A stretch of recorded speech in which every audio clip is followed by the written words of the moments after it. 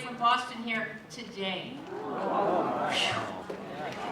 He has published more than 10 books. Oh, wait, no. 20. Oh, wait, no. Oh, 70. Books in philosophy, religion, including Socratic dialogues with Descartes, Hume, Kant, Freud, Kierkegaard, Machiavelli, Marx, and Sartre, with the French Amzel, textbooks in logic and the history of philosophy, and books on death, heaven, Catholicism, suffering, abortion, love, apologetics, surfing, woo! Jesus, C.S. Lewis, Aquinas, and Pascal. Favorite last sentence. He loves his 5 grandchildren, 4 children, 1 wife, 1 cat, and 1 God. Please give a mile-high welcome to Dr. Peter Kreeft!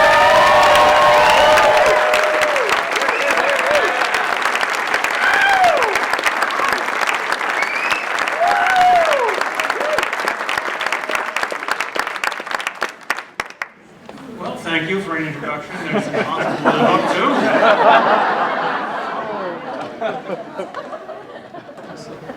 I've been asked to talk about how to win the culture war. I will talk to you about how to lose the culture war.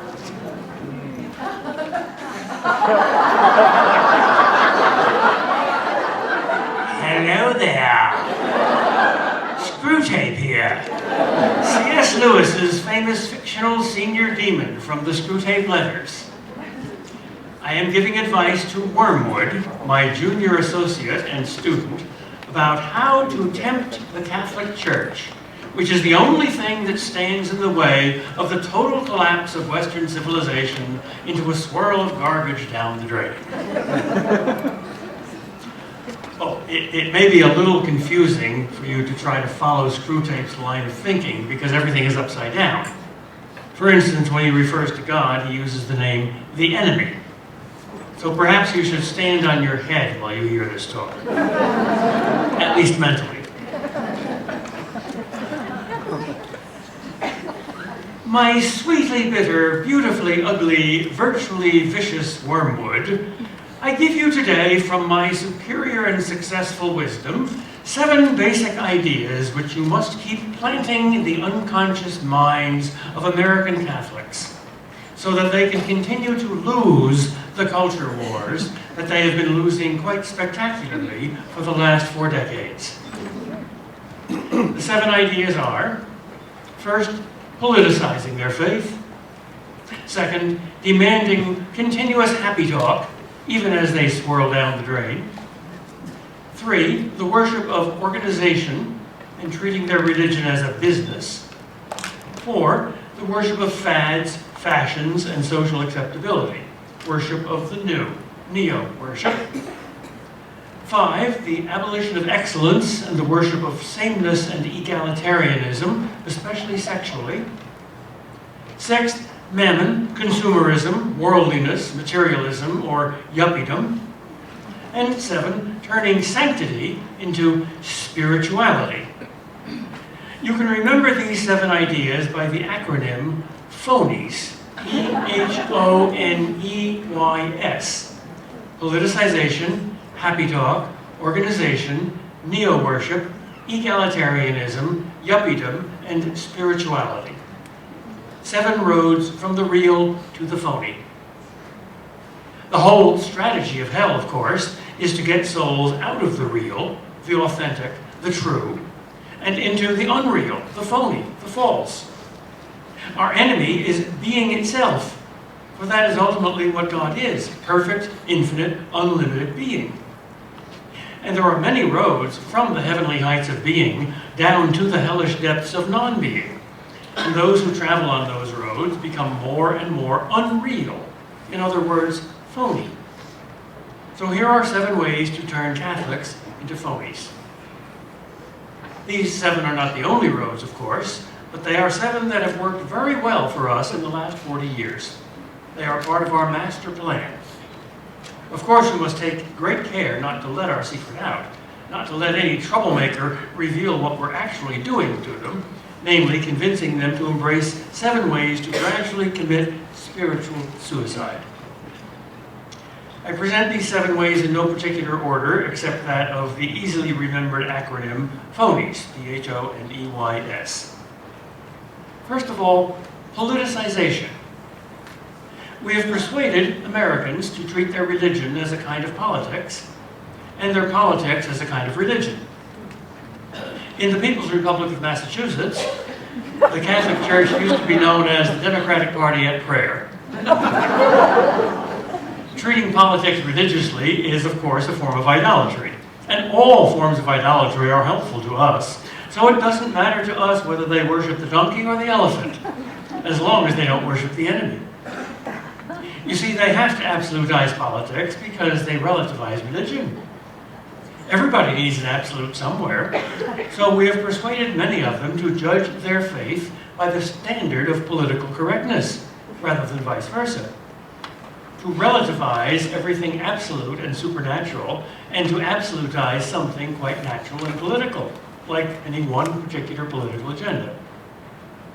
And if they do fight an important culture war issue as an absolute value, like abortion, or homosexual marriage, or contraception, or the sexual revolution, well, even the traditionalists can sometimes be tempted to use their religion to justify their political goals.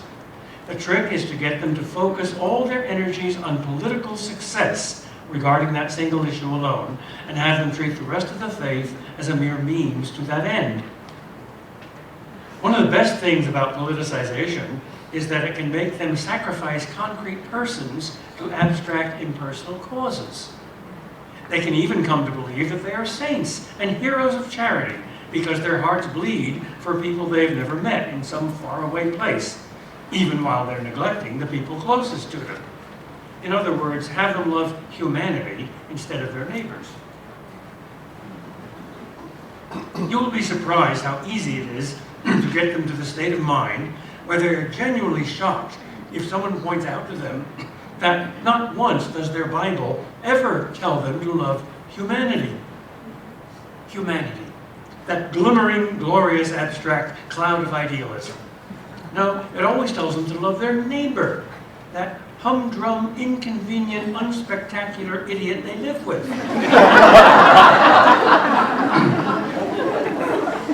So it's fairly easy to get them to practice what Charles Dickens called telescopic philanthropy, as if they were looking at the world through the wrong end of a telescope, seeing things that are far away as near, and things that are near as far away, so that the farther away a thing is, the more passionately concerned they can be about it.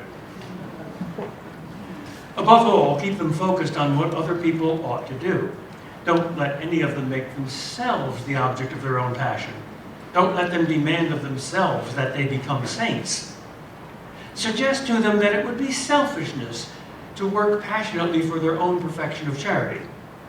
Of course, that's the biggest lie in the world, since the essence of sainthood and charity is unselfishness. But as one of our most successful disciples, Adolf Hitler, so brilliantly taught, they can often be suckered in by the big lie more easily than by little lies. The second principle is happy talk. Let them always talk up the achievements, the successes, the progress that their church has made in the last 40 years. Insist that the church in America is healthy, even though the statistics are devastating. Keep them at this relentlessly, nose to the grindstone, 24/7. Even the bishops, maybe especially the bishops. Keep that bland smile on their faces. Make them forget that they are prophets. And if they remember, make them think that it's socially profitable to be a prophet. Of course, that's another really obvious big lie, and that's what makes it so delightful to us. Keep the laity ignorant of the facts if you can, and if you can't keep the facts out of their minds, keep them out of their wills, so that even though their minds are not ignorant, their wills will ignore the cultural abomination of desolation that has removed half the church's priests, 2/3 of its nuns, 9/10 of its children's theological knowledge, belief in the real presence among 70% of Catholics, according to the polls, decreased mass attendance from 75% to 25%, and confession even more, and destroyed Catholic families at the same rate as non-Catholic families. Since Catholics in North America abort, contracept, sodomize, fornicate, divorce, and sexually abuse at almost exactly the same rate as non-Catholics, and thus contribute to the gradual suicide of their society through the attack on its single most fundamental foundation, the family. Amidst this devastation, keep them happy-talking. Keep them saying peace, peace, when there is no peace, exactly like the false prophets in the Bible. Keep them pretending that the battlefield they live on is really a playground, and that those bullets are really butterflies, and those landmines are really the yellow brick road to the land of Oz, as they blandly celebrate themselves in songs about how they, not God, are building the city of God, in an orgy of universal tolerance and non-judgmentalism. In other words, persuade them to be spiritual chamberlains at Munich. Make them ignore their own scripture's most obvious and all-pervasive theme of spiritual warfare. That will give us, their real enemies, the tremendous military advantage of surprise when they ignore or deny our very existence. A third principle is organizationalism. The church must be seen as an organization, not an organism, an earthly business, not a supernatural mystery. They must be persuaded to be Marthas, not Marys, to worry about programs and committees and numbers and, of course, success. They must come to reverse Mother Teresa's most famous maxim about God not putting them into this world to be successful, but to be faithful. They must worship success, not sanctity, and to fear failure, not sin. To that end, they must treat the church as a business, without ever asking what the business is for, so that they can keep busy turning the wheels and gears of the organization. Keep them at the slavery of constant activism, like Martha, and make them think that this is the essence of charity. Never let them fall into that countercultural idea of Mary, who sat at the feet of Jesus and listened. And if they must pray, don't let them listen. Keep them talking all the time, keeping the enemy up to date about what is needed as they see it, advising the enemy about how his business ought to be run, and correcting any of his strange ideas that they don't understand. Don't let them just sit there and listen. Fortunately, we have arranged their culture so that it is very difficult to find any literal silence anywhere in their lives anymore. There is always some TV or background music in their minds, if not in their ears. Don't let them read a poem like W.H. Auden's 1939. Faces along the bar cling to their average day. The lights must never go out. The music must always play, lest we know where we are, lost in a haunted wood. Children afraid of the dark, who have never been happy or good. You see, they just might see themselves in that bleak picture, and then seek out silence and become contemplatives. That is one of the most socially dangerous things that they could possibly do. Practicing the presence of the enemy, simply adoring him and letting his mind and will mysteriously form theirs. That's what that other Mary did with her fiat, and the result was disastrous. Don't let them believe that that was meant to continue. The fourth principle I call neo-worship, the worship of the new, the fashionable. Let them substitute new for true, and try to tell the truth with the clock. After all, what's new is easily answered by the holy writ of their newspapers, while Pilate's question, what is true, can trail off safely into skeptical space, even when the question literally is addressed to the face of truth himself, standing right there in front of him. If they do come to admit the reality of the culture war and of the need for spiritual warfare, at least you can persuade them to ignore all the strongest weapons that heaven has provided for 2,000 years against the principalities and powers of hell by dismissing these as pre-Vatican II. That would include The Mass, the Eucharist, Eucharistic adoration, frequent confession, traditional devotions to Mary like the Rosary, negative things like sin and repentance and sacrifice and fasting and mortification, and the infallibility of divine revelation and dogma itself, and the lives of the saints, and even the creeds, all of which are pre-Vatican II. So is Jesus Christ himself. So is the very universe by about 13.7 billion years. Another really big lie, you see, and they lap it up like good little lapdoggies. Of course, Vatican II itself continually refers to and bases everything it says on pre-Vatican II things. But you can persuade them to ignore that uncomfortable fact, since they do not actually read the documents of Vatican II, but rather they read the books of heretics who tell them that what the Church really said was exactly the opposite of what she did say. They actually believe their big media mouths, which we have so massively manipulated, because they worship the new. And they worship the new because they believe the big media mouths, the chattering classes. A perfect example of hell's logic, arguing in a circle like a snake swallowing its own tail.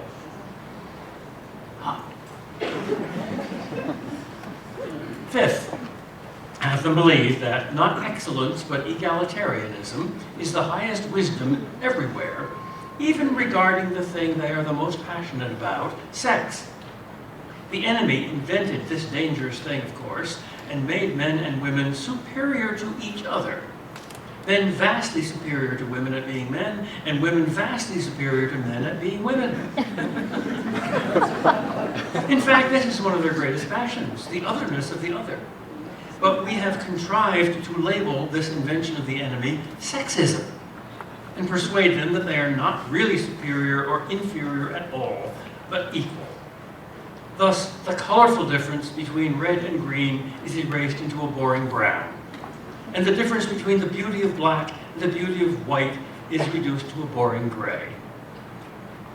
Thus, we have simultaneously made them the most sexualized and the least sexualized culture in world history. For on the one hand, we have weakened the moral constraints against uninhibited sex, and on the other hand, we've made the sex more boring than it was ever before, by erasing not only the excitement of the constraints, but also the excitement of the spiritual and psychological differences. And we have persuaded them to label any questioning of this new unisexist orthodoxy as male chauvinist piggery, or at least injustice, since we have reduced justice to equality. Of course, that's another obvious lie, for it's just as unjust to treat unequals equally as it is to treat equals unequally.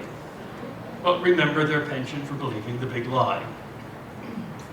Because of this confusion about justice, we have succeeded in making most Catholics, especially bishops, feel the most intimidated by those who hate them the most, namely the hard, angry, so-called feminists.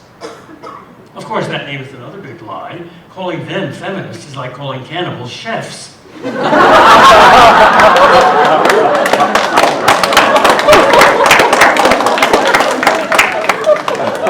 For they are the world's bitterest enemies of everything feminine. They resent their wombs because they want to be as randy and irresponsible as the men who have abused them and used them. Far more than any male chauvinists do. They hate and fear God's masterpiece, femininity. So naturally, they claim to be the lovers and defenders of it. The big lie again. We must get them to replace the Madonna with Madonna as their image of what a woman is. Replacing the Virgin Mother with the anti-virgin anti-mother is our first step towards replacing Christ with Antichrist. So persuade them to treat Mary as a soft, sugary sweet, fragile, harmless object of devotion for little old ladies and little old men. Don't let them see her as God's most formidable weapon against our Father below, the new Eve who reversed the sin of the first Eve, and whose seed crushed the head of our Father below. Don't let what happened in Mexico 5 centuries ago happen again. Keep those Aztecs in power. Americans now sacrifice 1 out of every 4 of their unborn children to the Lord of Death, just as the Aztecs did to 1 out of every 4 of their born children. So don't let a spiritual Cortez arise to put a stop to that and pave the way for another Guadalupe miracle. And by the way, be sure you persuade married men not to listen seriously to their own wives, who speak in the name of nature, earth, instinct, family, tradition, common sense, and practicality. Persuade the men that they know what's really important. After all, they live in the real world. The world of growth graphs, business reports, computer chips, numbers, ideologies, money, war, or political power games. Don't let them see that the most powerful thing in the world is a woman, because from her womb issues the thing that is greater than the universe, a person, an immortal soul, joined into one being with a mortal body, of infinite value and destined for infinite and eternal joy. Ugh. Don't let them see a woman that way, as the enemy does. Make them see a woman either as an object of sexual play for a man, or as an inferior man, a soft man, a mistake of nature that demands to be corrected. A sixth principle is yuppiedom, or hedonism. Make them all shoppers instead of saints. Soft, spoiled, self-indulgent consumerists, utterly addicted to the comforts of this world, and utterly unwilling and eventually unable to practice sacrifice and embrace suffering. In other words, continue to undermine the one virtue that is absolutely necessary to practice any other virtue at all, namely courage. Let them have Christ as long as they don't have the cross. The Muslims embrace the cross without Christ.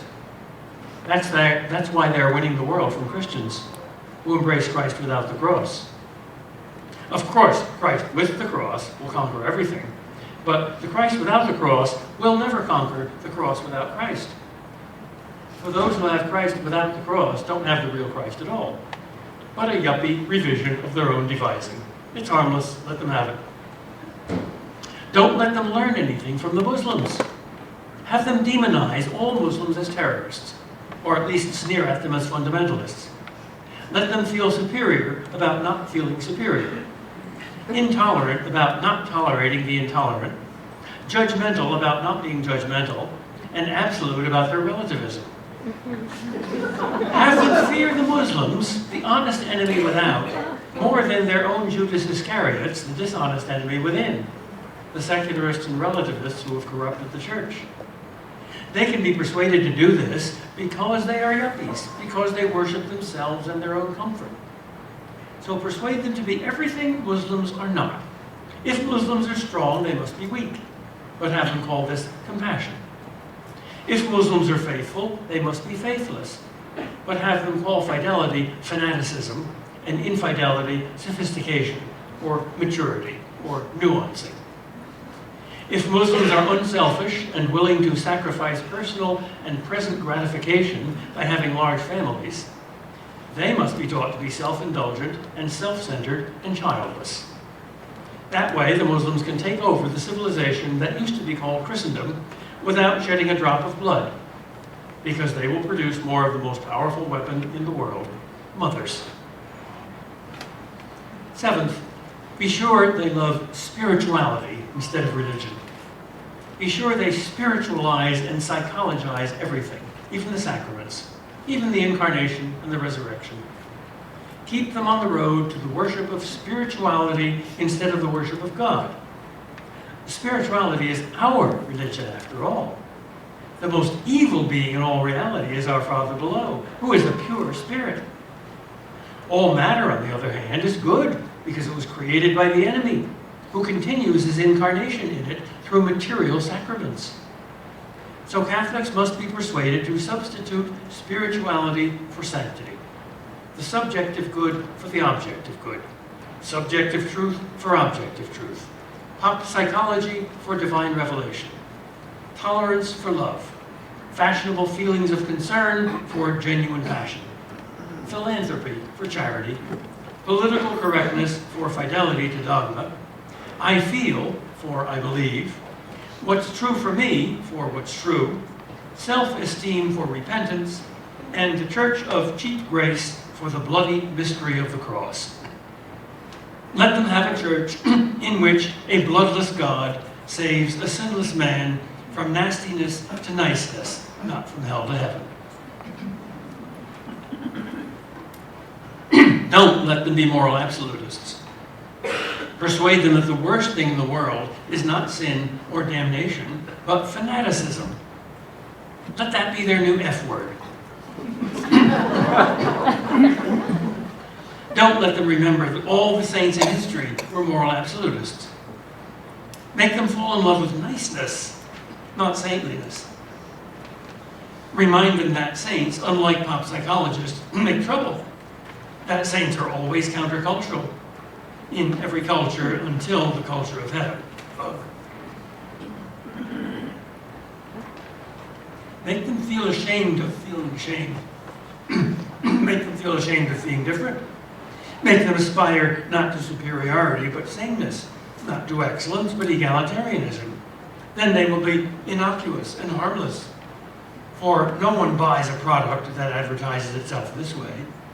Coke is not one more bit the real thing than Pepsi.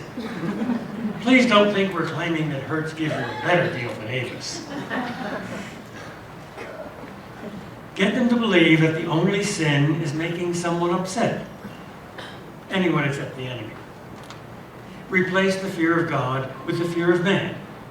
Make them believe that Jesus promised them that the world would love them. Actually, he said that it would love them just as it loved him.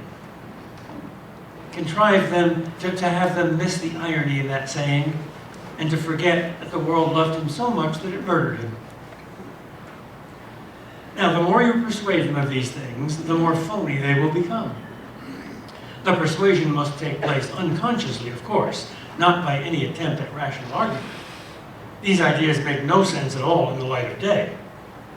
So your very first strategy must be to dim the lights. And to that end, we have supplied you with many establishment philosophers who assure their students that the truth is that there is no truth. That it is an absolute truth that there are no absolutes. That everything is relative except relativism, and that reason itself is a dead white European religious plot to rape the minds of women and oppress slaves, liberals, and atheists who are the only free thinkers. Remember, the bigger the lie, the more the suckers.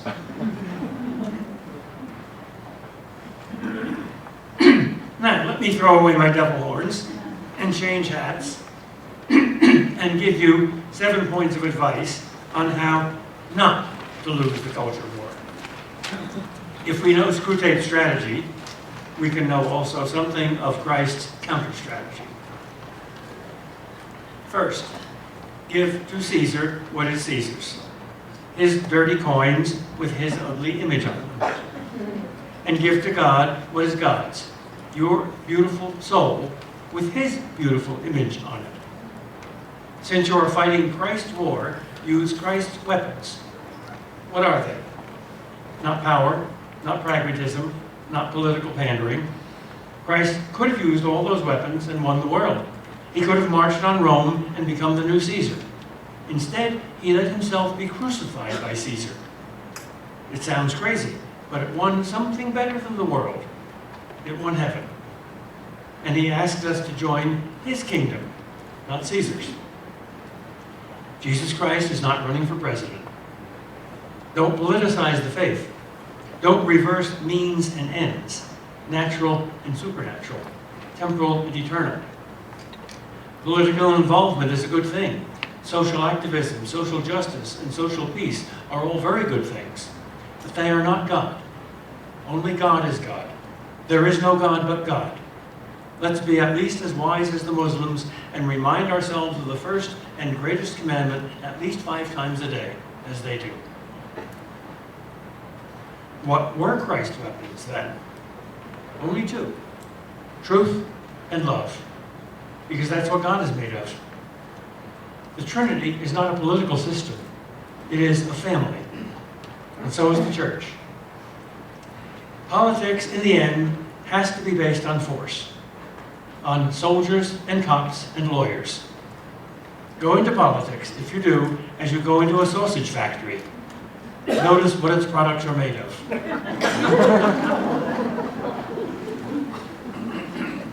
Second, you're at war. Stop the happy talk and fight. Fight with words too, of course. But fight with verve and joy and gladness, because this war against the principalities and the powers of wickedness in high places is the one absolutely just war in the universe. Hold your head high. It is a glorious war. If you can't believe that war can be glorious, reread St. Paul or Tolkien. You're in that book. Your life is in that book. That's not a myth. That's the truth.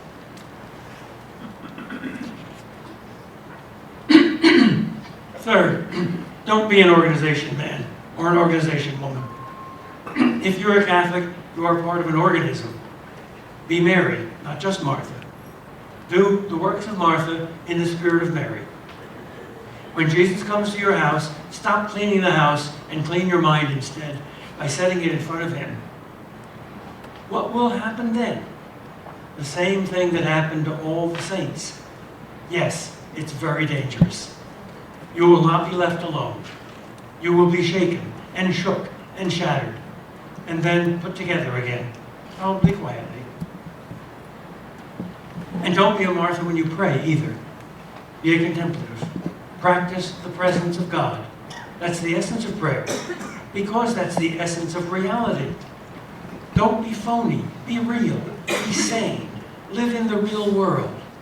The real world is the world where God is the origin and center and meaning and end of all things. Prayer is the best way to get sane, to condition yourself out of phoniness and into realism.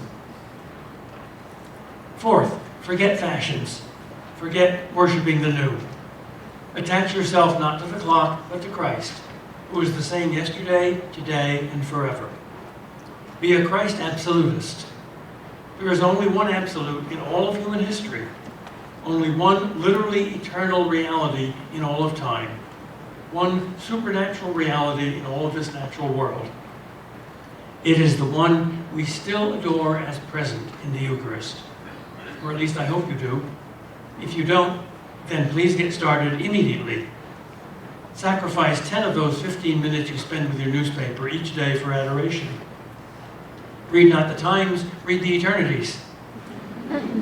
Give him those loaves and fishes of time, and he will multiply them. He does magic with time, and he will do magic with you. He will do things to you. Fifth, we must conquer the sexual revolution and sexual egalitarianism. I emphasize that aspect of the revolution, egalitarianism, because otherwise I couldn't get an E into the spelling of phonies. But how? I suggest an approach which may seem roundabout at first, but I think it is really foundational because it unearths the foundations, the causes. The origin of the moral relativism that justifies the sexual revolution is not philosophical or intellectual. It's moral. We are not confused about moral absolutes. We're afraid of moral absolutes. Our moral relativism is almost wholly sexual. Nobody defends nuclear war, or insider trading, or oil spills, or even smoking. But if it has anything to do with sex, it's justified and sanctified and glorified, even if it's murder. Here are two examples of murder justified by our culture in the name of sex. One is divorce. Divorce is a form of suicide, and suicide is a form of murder. Divorce is a form of suicide because it's the suicide of the one flesh that was created by marriage. The family is the basic unit of society. Now suppose there was a society in which half its citizens committed suicide. What a desperately sick society that would be. Well, that's us. And the only institution in the world that says a positive no to divorce is the Catholic Church. Imagine there was some other practice, not connected to sex, as divorce is, that had the same three very clearly and strongly documented effects as divorce has. First, it violates the most serious oath, the most important promise you can ever make in your life to the most important person in your life. So it makes you into a liar and a cheater and a betrayer. If they can't believe your most serious promise, why should they believe any of the other ones? Second, it harms the innocent children that you brought into the world more deeply than anything except direct physical or sexual abuse, scars them for life, and makes it much more difficult for them to be happy and stable persons in or out of their marriages. Thirdly, it will infallibly destroy the single most essential building block of your society and of every society in history, the family, so that it destroys not only the new one-flesh person you and your spouse brought into the world, and the happiness of the children for whom you are responsible, but also your whole society. Now tell me, would any society tolerate such a thing? Of course not, unless it was part of the sexual revolution. Abortion is the second and most obvious example of all. Is there any other example of murdering innocent human persons that is tolerated in our society? Of course not. Why is this tolerated? Because it is part of the sexual revolution. Abortion is about sex. Why does any woman ever want an abortion? Because birth control failed. Abortion is the last-ditch backup birth control. And what is birth control? Birth control is the demand to have sex without having babies. If storks brought babies, Planned Parenthood would go out of business. Every single issue on which there is dissent in the church today is about sex. Feminism, inclusive language, homosexuality, contraception, abortion, fornication, living together, divorce and remarriage. All dissent is about sexual morality. Every argument I have ever had with moral relativists has always come down to this issue in the last resort. No society of moral relativists has ever survived. It is the dictatorship of relativism that is the real terrorist threat to our society. Moral relativism destroys not only societies, but souls. Because if moral relativism is true, there is no such thing as sin. And if there is no such thing as sin, there is no such thing as salvation from sin. And the origin of this moral relativism is the sexual revolution. So what is the church's answer to the sexual revolution? I believe God has provided it, suddenly and spectacularly, just as he provided new insights and new creeds for every major heresy in history. It is the theology of the body of St. John Paul the Great. Reading that today is like reading St. Augustine in the 5th century, or Thomas Aquinas in the 13th century, or the Council of Trent in the 16th century. It is the big picture, the heavenly truth about sex. It is the plug in the dike of our society that is cracking. If you don't know it, read it. Discover it. You'll love it. Sixth, don't be a yuppie. Be a saint. You are part of the kingdom of heaven, not the kingdom of this world. Learn the moves of the king. Forget yourself. Sacrifice. Give. It's the secret of joy. Try it. You'll like it. Love moves everything. But there's two kinds of love. Selfish and unselfish. Lust and love. Cupidity and charity. Getting and giving. Eros and agape. Just as selfishness seems to be the way to happiness, but is always really the infallible and inevitable way to misery, so self-sacrifice out of love seems to be a way to misery, but it is really the guaranteed way to joy. Experience the thrill of sacrifice. But if you can't do it out of love, don't do it, because then it won't give you joy. If you can't give cheerfully, don't give. The Lord blesses and blisses a cheerful giver. Why are Muslims growing faster than anyone else? Our own scriptures give us the embarrassing answer. Because God promised triumph over both natural and supernatural enemies to those who obey his will and his law, and defeat to those who disobey. If Christians continue to abort, contracept, divorce, fornicate, sodomize, dishonor, and lie more than Muslims do, Muslims will conquer the Christian world. Our competition with Islam is not about oil or about money, or about political power, or about terrorism, or about nuclear bombs. It is about saints. The religion with the most saints will win the world. That's how we won it once, and that's how we lost it, and that's how we must win it again. The way to become a saint is very easy to understand and very hard to do. It is simply to give God everything. T.S. Eliot defined being a Christian as, quote, a condition of complete simplicity, costing not less than everything. Start with the mind. All that we are is made of our thoughts.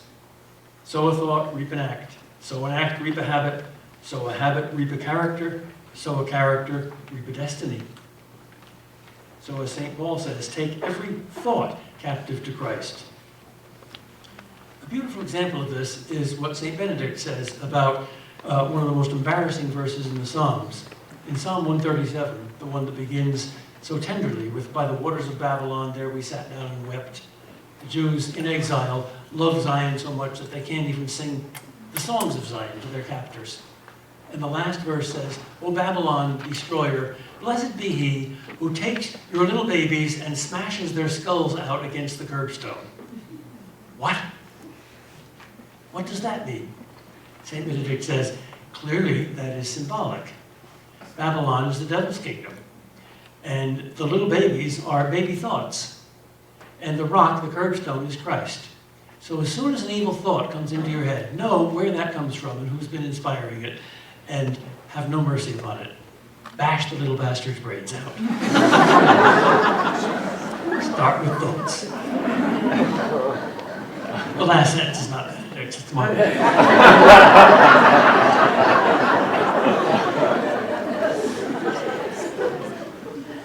Finally, be saintly, not spiritual. Understand who our ultimate enemy is. Evil spirits. Not just psychological miseries or maladjustments, not just false ideologies or philosophies. Those are just means that are used by the evil spirits. And the colonies of our enemy in our own souls are our own sins. Every sin is a drop of blood drained, like Dracula, from the mystical body of Christ. Every act of love is a drink of cold water given to every thirsty soul in that body. There are no victimless crimes. We help or harm the spiritual health of every single cell in that body by every single thought and choice that we make. The salvation of all is dependent on the sanctity of each. The more you love your neighbor, the more likely it is that you will see him in heaven. So simply put, be real. Don't be a phony, be a saint. It's not easy, but it's life's supreme adventure and life's supreme joy, and it's the only way to win the only war worth winning. I'm finished, now it's your turn. Please give me questions.